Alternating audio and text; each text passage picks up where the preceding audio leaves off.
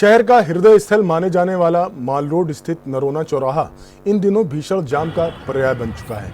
हर रोज हजारों वाहन इस चौराहे पर रेंगते हुए नजर आते हैं, जिससे लोगों को न सिर्फ वक्त की बर्बादी झेलनी पड़ती है, बल्कि कई तरह की परेशानियों का सामना भी करना पड़ता है। सबसे बड़ी चिंता का विषय यह है कि चौराहे पर सिग्नल लाइट लंबे समय से खराब पड़ी है, लेकिन ट्रैफिक विभाग इस पर कोई ठोस एक्शन नहीं ले रहा। ऐसे में हर तरफ से वाहनों की बेतरबी आवाजाही होती है, जिससे चौराहा जाम में तब्दील हो जाता है। स्थानीय दुकानदारों और रोजाना आने जाने वाले लोगों का कहना है कि पहले की तरह रूट डायवर्जन को बहाल कर दिया गया है, लेकिन इसके बावजूद हालात में कोई सुधार नहीं हुआ। पुलिसकर्मी अक्सर नदारद रहते हैं और जो दिखते हैं वो भी मूक दर्शक बने रहते हैं। ये बात साफ है कि नगर प्रशासन और ट्रैफिक पुलिस की लापरवाही लोगों की मुश्किलों को दोगुना कर रही है। सवाल ये उठता है कि बार बार शिकायतों के बावजूद सिग्नल लाइट क्यों नहीं सुधारी जा रही और पुलिस कर्मियों की नियमित तैनाती क्यों नहीं हो रही। नौराना चौराहा पर रोज लगने वाला जाम सिर्फ ट्रैफिक की समस्या नहीं, बल्कि एक प्रशासनिक लापरवाही का प्रतीक भी बन चुका है। अगर जल्द समाधान नहीं निकाला गया तो ये समस्या बड़े हादसों को न्योता दे सकती है। जरूरत है जिम्मेदार अफसरों को जमीन पर उतरकर काम करने की। देखिए जमीन से जुड़ी हमारी एक खास रिपोर्ट।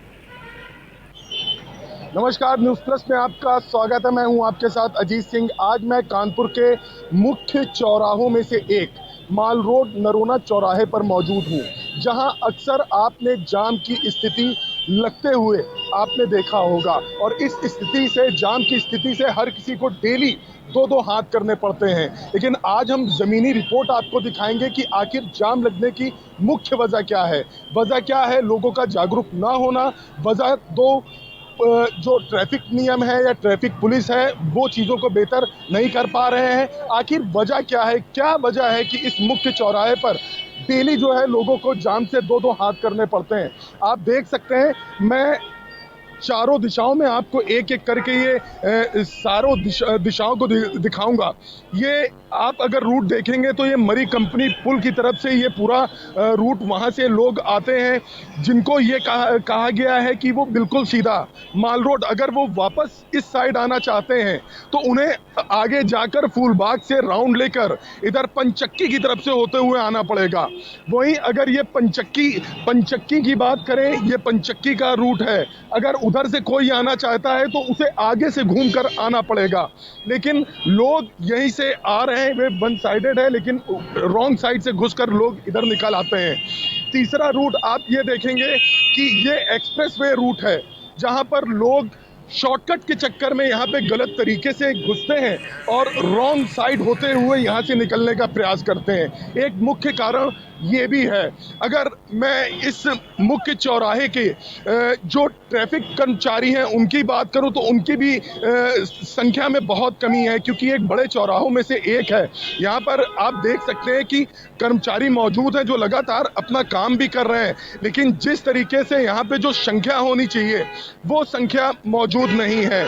आप देख सकते हैं कि इस तरफ भी ट्रैफिक को कंट्रोल करने के लिए लोग बने हैं, लोग लगे हुए हैं, लेकिन लगातार लोगों को समझाने के बाद भी जो है लोगों को, हालांकि जो ट्रैफिक कंट्रोलर हैं, जो बड़े अधिकारी हैं, वो इस बात को कह रहे हैं कि लोगों को जागरूक करने के लिए अभियान भी चलाया जा रहा है, क्योंकि सही दिशा में चलेंगे तभी हमें जाम से मुक्ति मिल सकती है। लेकिन बड़ा सवाल ये है, क्योंकि जो अभी हमने यहाँ पर देखा है, समझा है और जाना है, लोगों से भी बातचीत करी, उन्होंने भी जो मुख्य वजह बताई जाम को लगने की। सबसे पहला मैं आपको बता चुका हूं कि यहाँ पर ट्रैफिक में कर्मचारियों की कमी है। दूसरा, यहाँ पर आप देखेंगे तो यहाँ पर लाइटिंग सिस्टम जिसमें टाइम ड्यूरेशन चलता है, जिसकी वजह से जाम की स्थिति ना हो, वो भी खराब है। यानी मैं सिग्नल की बात कर रहा हूँ, सिग्नल लाइट्स जो है वो खराब है। तीसरी सबसे मुख्य चीज़ मैं आपको बताना चाहता हूँ, क्योंकि आप देख रहे हैं ये रूट जो जा रहा है ये बैरिकेड किया गया है, और ये जो बीच में डिवाइडर है, आप डिवाइडर देख सकते हैं। दिखाते, अगर मैं इस डिवाइडर की बात करूं तो इसकी वजह से प्रॉब्लम ये क्रिएट हो रही है कि एक तो रोड पतला हो जा रहा है, जिसलिए गाड़ियों को आपस में बंटना पड़ रहा है इधर उधर के रूट में, एक वो डेंजर है।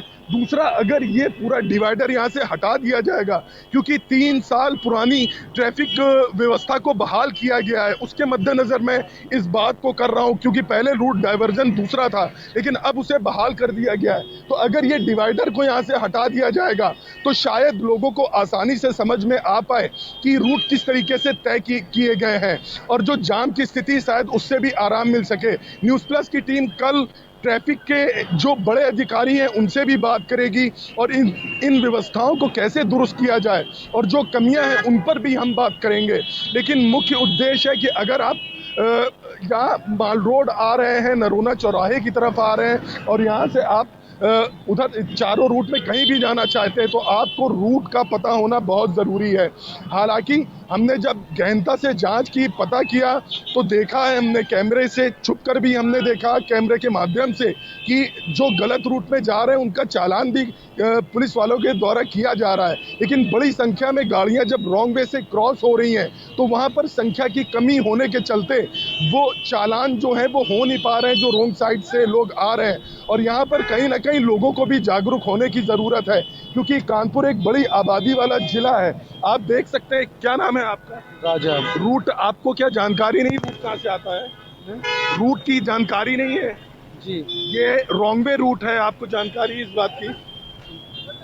जी जानकारी है? नहीं मालूम नहीं, हम इधर से आए नहीं पहली बार। आपने हेलमेट भी नहीं लगाया हुआ है? बच्चों को हम इधर से निकल गए सर। हेलमेट भी आपने नहीं लगाया? हाँ जी सर, हम हेलमेट हमारा आपने बच्चों को भी बैठा रखा, आपके लिए रिस्की है और बच्चों के लिए भी रिस्की है। जी जी मोड़ लेते हैं। चलिए, तो आप देख सकते हैं कि जो मैं बार बार बात कह रहा हूं कि लोगों को जागरूक होने की बहुत ज़रूरत है और इसमें आप सिर्फ अकेले दोष ट्रैफिक पुलिस को नहीं दे सकते, प्रशासन को नहीं दे सकते, क्योंकि कहीं ना कहीं इसमें बहुत बड़ा जो रोल है वो ये जाम की स्थिति में वो लोगों का है। दूसरे नंबर पर जो मैंने 3 कमियां गिनवाई हैं उनका है। और मैंने जैसा पहले भी आपसे कहा कि कल हम बात करने का प्रयास करेंगे, हम प्रयास करेंगे कि जो बड़े अधिकारी हैं वो इस रूट डाइवर्जन को लेकर क्या कर रहे हैं और जाम न लगे उसके लिए वो बेहतर स्थिति पैदा करने के लिए आगे कौन कौन से नियम का पालन करेंगे, किस तरीके से स्थिति को काबू करेंगे। देखिए,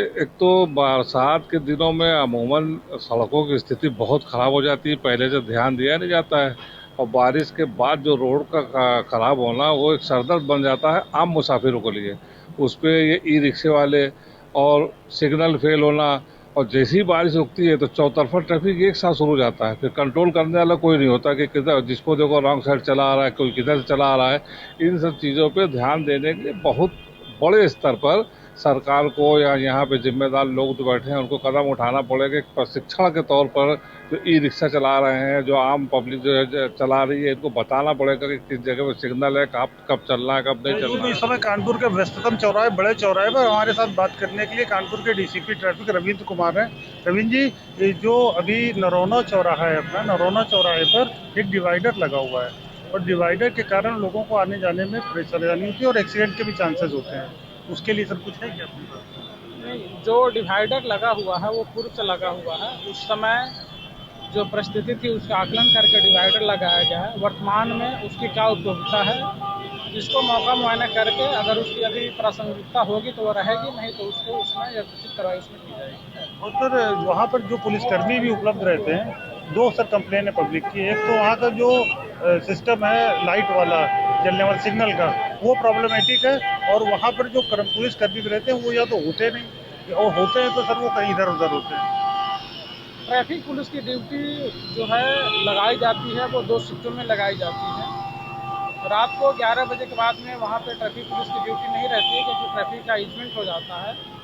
और क्या समस्या है ऐसी अभी हमारे पास कोई शिकायत नहीं आई। जैसे लोगों की शिकायत आएगी, उनकी क्या स्पेसिफिक शिकायत है उसको मैं देखूँगा, उस पर जो भी न्यायोचित कार्रवाई होगा मैं उसको कार्रवाई करूँगा। और बैटरी रिक्शा एक बहुत बड़ी समस्या के रूप में सामने आया है। अभी भी बहुत से बेतरतीब बैटरी रिक्शा सड़क पर दिखते हैं, उनके लिए क्या योजना है?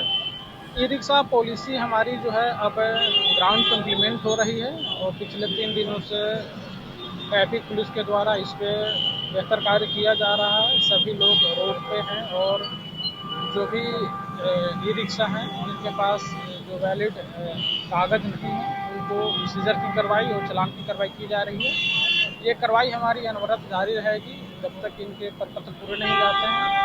हमारे 2 काउंटर अभी भी नगर निगम में और ट्रैफिक पुलिस लाइन में हैं।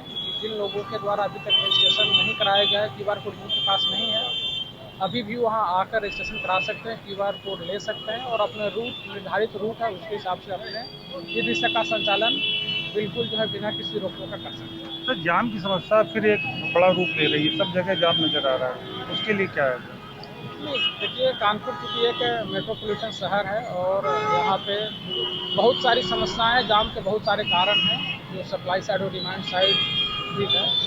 हम इस पर लगातार काम कर रहे हैं और ये जो है ये चलता रहेगा कि जाम लगेगी और उसको इम्प्लीमेंट करते हैं। जहाँ पे जैसी समस्याएं होती है उसका हम निराकरण करते हैं।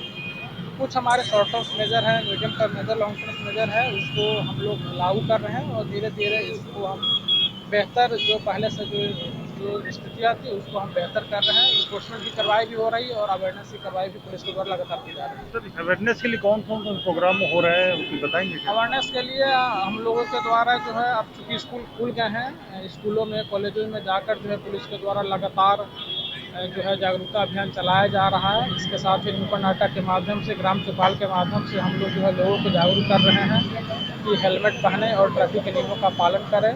ये जागरूकता अभियान हमारा लगातार चल रहा है। तो डाइवर्जन और जो जैसे समय फेस्टिव सीजन है, सावन का महीना है, मंदिरों में भीड़ होगी, उसके लिए क्या प्रॉपर अरेंजमेंट करेगा? डाइवर्जन के लिए सोमवार का जो हमारा पहला जो सोमवार था वो बेहतर तरीके से हो रहा है। जो दूसरा सोमवार होगा हम लोग उसके लिए सैटरडे को 2 दिन पहले हम लोग मीडिया में प्रेस रिलीज हम दे देते हैं और संडे को रात को 11 बजे से लेकर मंडे को रात को 11 बजे तक ये हमारा डाइवर्जन जो है महत्वपूर्ण स्थान है। 7 जगह हम लोगों ने चिन्हित किया है जो हमारे महत्वपूर्ण जो हमारे चारों जो जोन है, जहाँ जहाँ पे महत्वपूर्ण मंदिर है, जहाँ पे भीड़ भाड़ श्रद्धालुओं की अधिक रहती है, वहाँ पे हम लोगों ने पर्याप्त डाइवर्जन की व्यवस्था रखी है, पार्किंग की व्यवस्था रखी है। वहाँ पे पुलिस का फोर्स का डिप्लॉयमेंट भी 24/7 रहता है और जैसा सोमवार हमारा पिछला बीता है बेहतर तरीके से, उससे बेहतर हम लोग आने वाले जो 3 सोमवार है उसमें हम लोग अपनी व्यवस्था दुरुस्त रखेंगे। सर अंत में क्योंकि ट्रैफिक बायलैटरल रिलेशनशिप होती है पब्लिक और एडमिनिस्ट्रेशन के बीच में, क्या मैसेज देना चाहेंगे आप यहाँ कानपुर पब्लिक को? कानपुर के जो हमारे सामान्य जो जनतागण है, जो नागरिकगण है, उससे मैं यही अनुरोध करना चाहूँगा कि ट्रैफिक पुलिस का सहयोग करें और ट्रैफिक के नियमों का पालन करें, जिससे जो एक्सीडेंट है उसको रोका जा सके। जैसा कि आपने देखा डीसीपी रविंद्र कुमार ने बताया कि ट्रैफिक नियमों का पालन करवाना प्राथमिकता रहेगी और जो भी दिक्कतें आ रही हैं ट्रैफिक में, जैसे जाम हो गया, उसका निराकरण समय पे होता रहा है और अच्छे करने के लिए बोला गया है। वीडियो जर्नलिस्ट नौशाद के साथ मैं अजीत ठाकुर, न्यूज़ प्लस।